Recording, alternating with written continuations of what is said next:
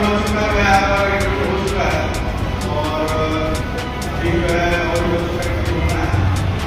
बहुत जल्द मेरा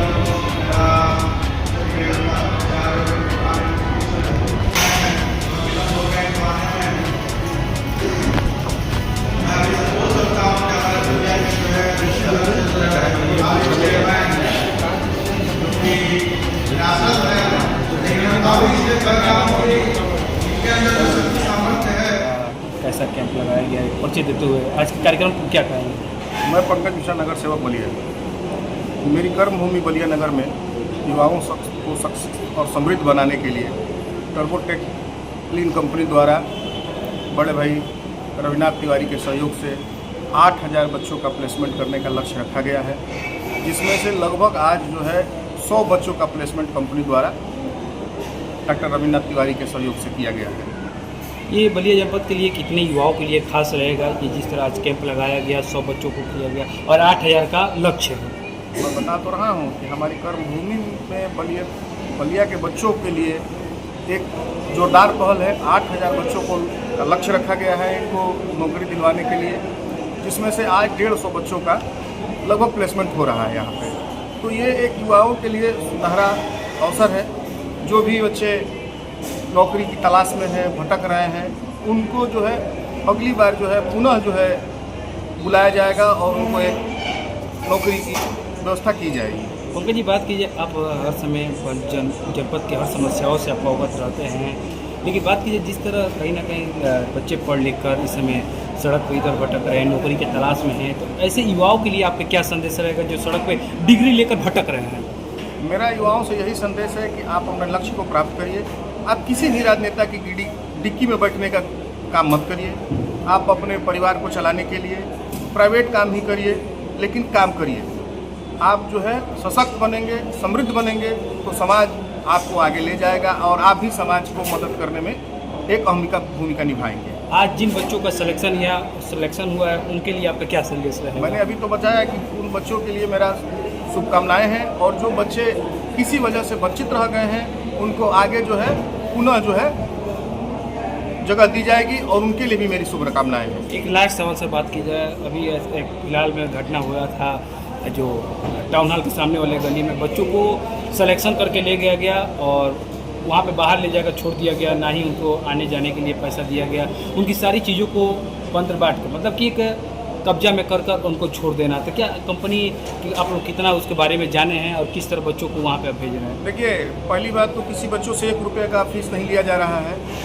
आज जो बच्चे प्लेसमेंट हो रहे हैं इनको जो है कल और परसों में जो है कंपनी के द्वारा ही रहने की व्यवस्था कंपनी के द्वारा ही किया जा रहा है, ना कि बच्चों से 1 रुपया लेके और उनको जो है नौकरी देने का काम किया जाएगा। तो ऐसा नहीं है कि अब जो बच्चे हमारे यहाँ से जा रहे हैं या कंपनी के द्वारा ली जा रहे हैं उनका कहीं से भी किसी भी प्रकार का शोषण करने का काम किया जाएगा, क्योंकि हम लोग बिना जांचे बिना परखे बड़े भाई रविन्द्रनाथ तिवारी जी ने जो पहल किया है उसको कहीं से भी क्षति नहीं पहुँचाने दिया जाएगा। तो क्या आपके मन में प्रेरणा है, कैसा बलिया को बनाना चाहते हैं? युवाओं के लिए आपके मन में ये विचार आता कहाँ से और आगे की क्या सोच है? आपको अवगत करा दूँ कि मैं बलिया का ही निवासी हूँ। बलिया मेरा जन्म स्थान है और बार बार इस बात को बोलता हूँ कि बलिया मेरा जन्म स्थान है, तो मैं यहाँ के मातृभूमि के लिए, अपनी जन्मभूमि के लिए हमेशा प्रयासरत हूँ और हमेशा से लगा रहूँगा अपने भाइयों के लिए। विदेशों में मेरी शिक्षा दीक्षा हायर एजुकेशन की सब हो चुकी है और वहीं से मेरा PhD भी हुआ है और वहीं पर as a researcher cum scientist वहाँ मैं काम भी करता था। और रिसेंटली जो है American society of mechanical engineer से भी जो है मेरा अवार्ड मिला हुआ है, अर्ली करेज इंजीनियर अवार्ड, और अमेरिका से होकर आया हूँ। अमेरिका में काफ़ी लोगों से मिलना जुलना हुआ है, काफ़ी उद्योगपतियों से भी मिलना जुलना हुआ है, बहुत सारी बातें चल रही हैं, भारत में भी निवेश करने की बातें चल रही हैं। और अभी रिसेंटली जब सूरत गया हूँ तो वहाँ पर भी उद्योगपतियों से मेरा मिलना जुलना हुआ है और काफ़ी हद तक जो बात हुई कि बलिया में किस तरह इंडस्ट्री लगाई जाए। यहाँ पर सबसे बड़ी समस्या है कि इंफ्रास्ट्रक्चर डेवलप नहीं है, इलेक्ट्रिसिटी नहीं रहती है, इसलिए। और बलिया थोड़ा सा इसका जियोग्राफिकल थोड़ा कंडीशन ऐसा है कि 2 नदियों से घिरा हुआ क्षेत्र है, उस हिसाब से यहाँ पे इंडस्ट्री का थोड़ा सा दिक्कत आता है। लेकिन मेन जो है ट्रांसपोर्टेशन और इलेक्ट्रिसिटी का है। मैं मुख्यमंत्री जी से बहुत जल्द मिलूंगा और उद्योगपतियों का जो समस्या जो है बयां करूँगा। अब मैं कोशिश करूँगा कि बलिया में जल्द से जल्द इंडस्ट्री लगे और यहाँ पर बलिया के बच्चों को जो है बलिया में भी रोज़गार मिले। सर बात की जाए आप कहीं ना कहीं विदेशों में पढ़ने के बाद आखिर आप बलिया में आकर और बलिया के बच्चों के इतने आप हर समय चिंता में व्यक्त करते हैं, आपका टारगेट है कि आज 8,000 बच्चों को बलिया से सिलेक्शन कराया जाए। आखिर मतलब बलिया के बच्चों का सेवा करने का आपका उद्देश्य क्या है? क्या ऐसा लगता है कि आप बलिया से चुनाव भी लड़ेंगे क्या? बलिया का मेरा निवासी हूँ। अब बलिया मैं बार बार कह रहा हूँ, बलिया मेरी जन्मभूमि है, तो बलिया के लिए समर्पण हमेशा भाव से हृदय से मेरा रहेगा। और जो मेरे पास योग्यता है, जो प्रसिद्धि है, उसका तो यूटिलाइज मैं करूँगा ही करूँगा। जब भी मैं बलिया भ्रमण में निकलता हूँ तो जाहिर सी बात है काफ़ी मेरी माताओं बहनों से भाइयों से बात होती है। बेरोज़गारी का मुद्दा सबसे बड़ा है। बेरोज़गारी क्यों है भाई?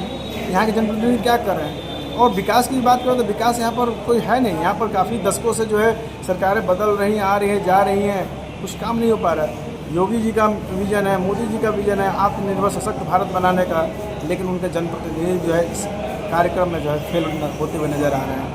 अगर जनप्रतिनिधियों की निष्ठा होती, आज बलिया को जो है एक मॉडल बना के पेश करते, बिना प्लान की तरह काम करते। आज बलिया में जो है कोई प्लान की तरह काम नहीं हो पा रहा है।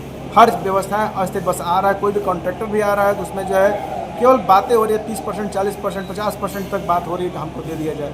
जब इतना हो जाए तो जाहिर सी बात वहाँ करप्शन है और वहाँ पर गुणवत्ता कुछ रही नहीं जाएगी, कुछ डेवलपमेंट हो ही नहीं पा रहा। खैर, एक अलग विषय है। मेरा जो है ध्यान अभी युवाओं को सशक्त करना है। युवा हमारे देश के भविष्य हैं। जब तक वो सशक्त नहीं होंगे, समृद्ध नहीं होंगे, तो जाहिर सी बात है कि हमारा भारत सशक्त समृद्ध नहीं होगा। और दूसरी बात, मैं जो कंपनियों को बुला रहा हूँ वो प्रतिष्ठित कंपनियाँ हैं, नामी कंपनियाँ हैं। और बच्चों से यहाँ पर बात करके क्या उनको सैलरी, क्या उनको व्यवस्थाएँ क्या दी जाएंगी कि बच्चे जाएँ शोषण का शिकार ना हो।